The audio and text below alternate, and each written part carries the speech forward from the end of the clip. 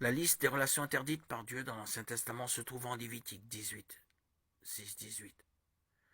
Les Israélites ne pouvaient pas épouser leurs parents, leurs beaux-parents, leurs petits-enfants, donc par implication leurs grands-parents, leurs frères et sœurs, les frères et sœurs de leurs parents, c'est-à-dire leurs oncles et tantes, et leurs demi-frères et demi-sœurs.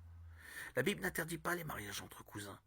Au début de l'histoire humaine, le nombre d'hommes était limité, rendant nécessaire le mariage entre parents proches. Cela a changé une fois que l'humanité s'est multipliée sur Terre. Alors que l'espèce humaine venait tout juste d'avoir été créée, son code génétique n'était pas aussi corrompu qu'aujourd'hui. Le mariage et la reproduction entre parents proches étaient donc sans risque d'anomalie chez leurs enfants. Une fois que l'humanité s'est multipliée et que son code génétique s'est corrompu à cause du péché, Dieu a interdit les mariages entre parents proches.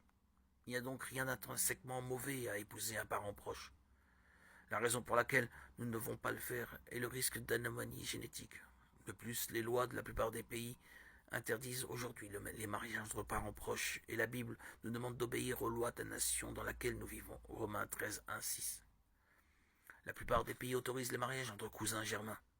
Un couple qui envisage de se marier alors que les deux conjoints sont apparentés doit prier de tout son cœur que Dieu lui donne la sagesse et lui montre si c'est sa volonté.